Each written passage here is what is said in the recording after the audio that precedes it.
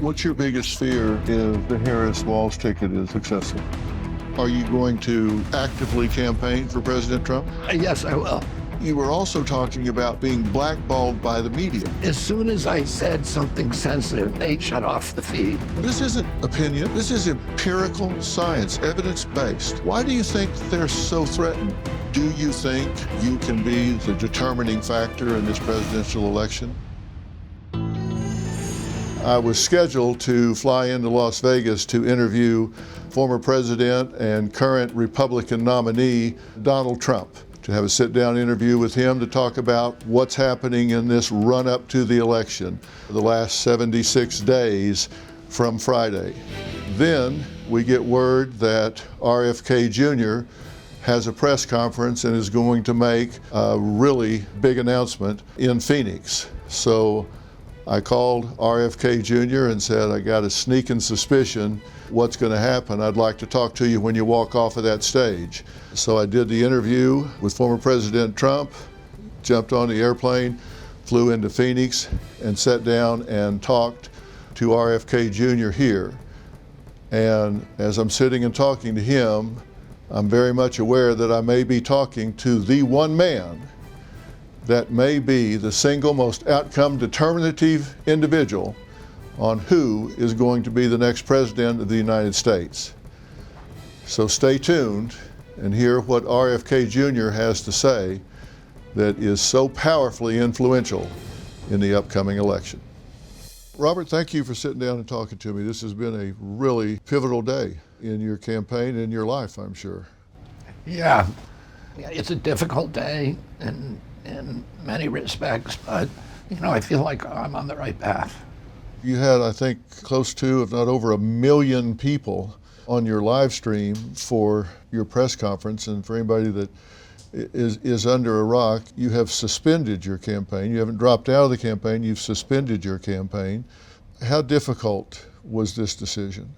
It was difficult. I mean, all of us, the people, kind of the inner circle who were involved in the decision, I think everybody in that circle went back, did 180-degree turns maybe 15 times in the last 2 weeks trying to figure out what we can do. But ultimately, it was clear to me that because of the media censorship, because I was not going to be allowed on a debating stage, that I didn't really have a path to victory. So my choice was, am I going to spend the next 77 days rallying the troops and getting more money out of the donors without being able to offer them a path to victory? And I think that would have sucked my soul out. And then, I had this interesting series of meetings with President Trump, in which he really surprised me by strongly endorsing the mission for his presidency, saying that he wanted his legacy to end the chronic disease epidemic in this country. And that's been my central mission for the past 20 years, is addressing that issue. What's happening to our kids? We have the sickest children in the world. When I was a kid, about 6% of American children had chronic disease. Today, it's 60%. And these are in basically major categories like neurological illnesses, which is ADD, ADHD, speech delay, language delay, tics, Tourette's syndrome, narcolepsy, ASD, autism, autoimmune diseases like rheumatoid arthritis and juvenile diabetes, and then the allergic diseases like peanut allergies and food allergies and eczema. And all of these appeared in the mid-1980s. I never saw anybody with any of these diseases when I was a kid. I grew up in the 50s, and these weren't issues. They weren't issues. You didn't know anybody who had diabetes. You certainly did not know anybody who had autism. And now or peanut allergies. Or peanut allergies. In fact, Congress asked the EPA, tell us what year these epidemics began. EPA scientists came back and said it's a red line, 1985. That gives us a hint about the culprits, because we know it's not a genetic injury. Genes don't cause epidemics. They may provide the vulnerability, but you need an environmental exposure, an environmental toxin. And so something happened in our kids around that time, and it's probably a lot of different exposures. The collapse of our food system, the industrialization of our food system, et cetera. You and I have talked before, and I've learned so much about you and so how deeply convicted you are about these things. And I tried to help millions of others that might not know how deeply convicted you are. I think we made a lot of progress in that regard. And I know that you're deciding to run and conducting this campaign came at a very high price to you personally, family-wise, professionally. And now as we sit here, I have to ask you, if you knew then what you know now, would you have done this? Yeah, I would have. I mean, I think it's been costly to me and it's been costly to my family, but I think I've advanced the issues in a way that is going to be helpful to people over the long run. The major issues that I've been talking about, the censorship, the addiction to war, particularly the Ukraine war, and then most of all, the chronic disease epidemic. And I think, it gave me a platform to talk about those issues, and a lot more people are aware of them now, and a lot more people are, it's part of the national conversation, which it was not 16 months ago. Yeah, and I think people on the outside looking in don't realize what a sacrifice it is to make the decision you made. I mean, it's what, a 16-hour day is like a light day. It's like, well, why get dressed if you're only going to do 16 hours, right? And it's day after day after day. And then you decide to do what you did today.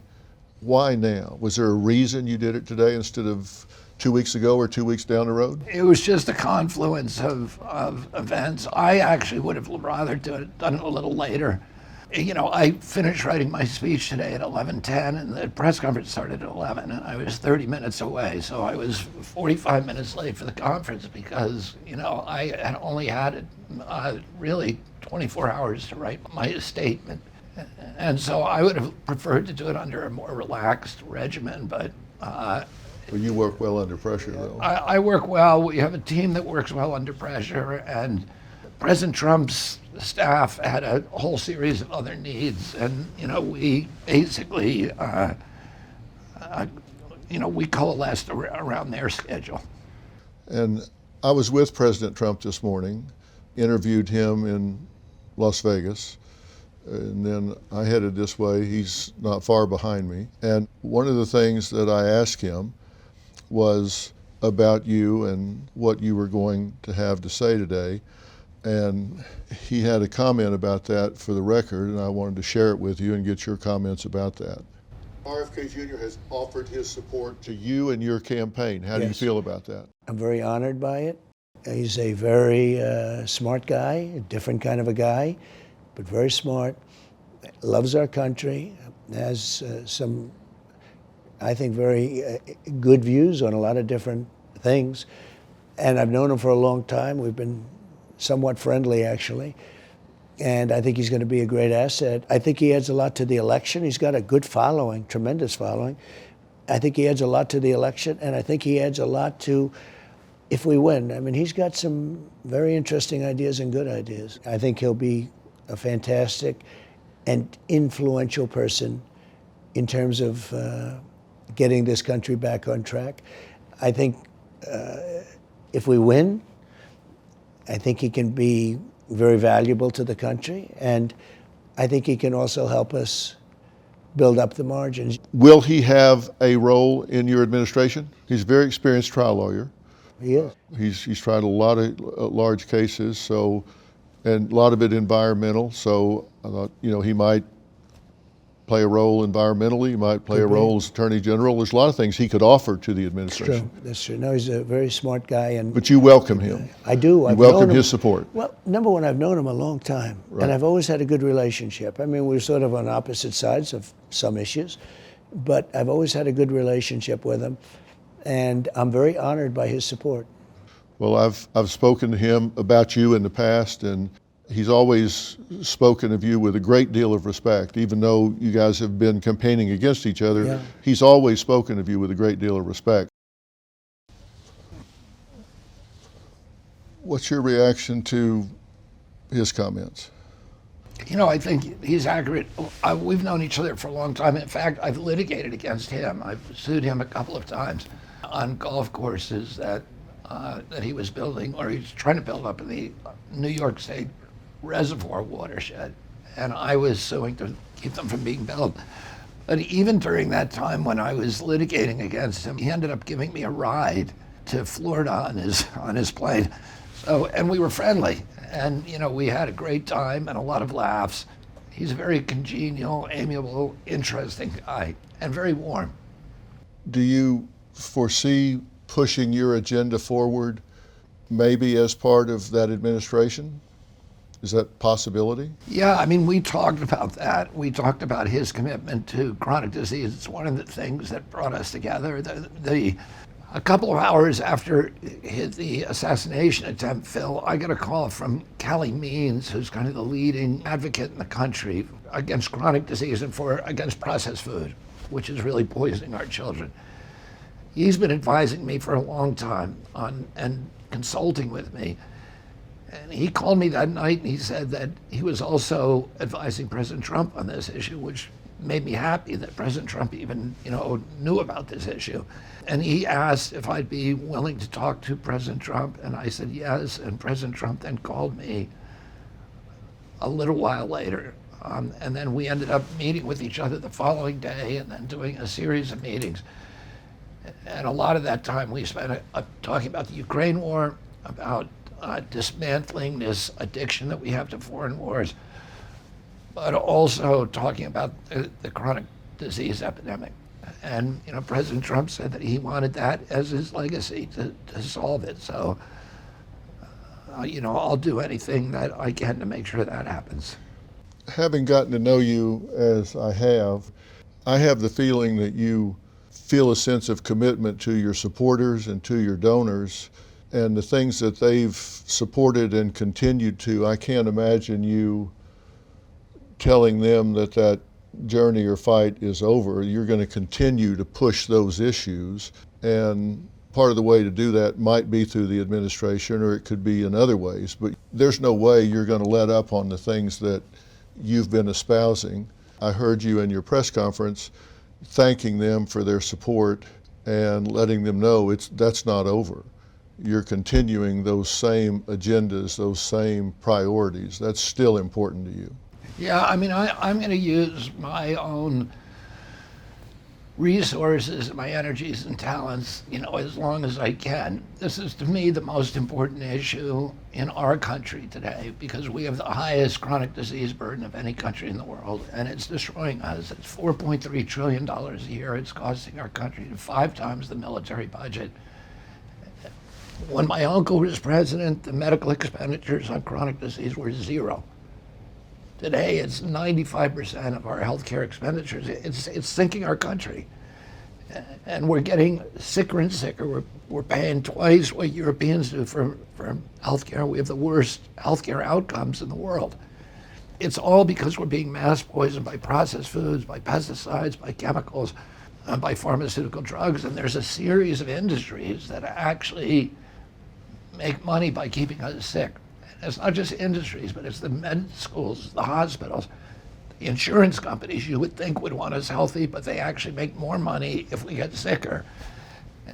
And then, of course, the pharmaceutical companies. If you have a chronic disease, you're a lifetime patient. This drug, Ozempic, costs $1,500 for a week. And there's now a bill before Congress that would force the insurance companies, Medicare, to pay for it for every American who's obese. Well, that's 74% of our population. Right. That's going to be $3 trillion a year. And for a tiny fraction of that, you could give every American 3 meals a day of organic food, and diabetes would disappear overnight. Diabetes is treatable with food, right, with exercise, and obesity is. And what you talk about is empirically verified. This isn't just some theory that you hatch in your back room sometime. These things are factually based. They're empirical. And I think that's so important. it was important to me that whenever you were talking about this, you were also talking about being blackballed by the media, because we had so many people that were not wanting to put you on the air, ABC, NBC, CBS, all the major networks, and this has continued. Now, at Merit Street, we put you on, of course, and going to continue to put you on, as long as we can lure you in there, because we're talking about science. This isn't opinion. This is empirical science, evidence-based. Why do you think they're so threatened? The television networks are very, very dependent on pharmaceutical advertising. I knew Roger Ailes very well. Roger Ailes was, of course, the founder of Fox News and the CEO of Fox News for many years. He and I were on opposite sides of the political spectrum, but we had this friendship that survived all that. He would always made sure that I could get on his platform to talk about environmental issues. So I was the only environmentalist who was going on Sean Hannity and Bill O'Reilly and Neil Cavuto for many, many years.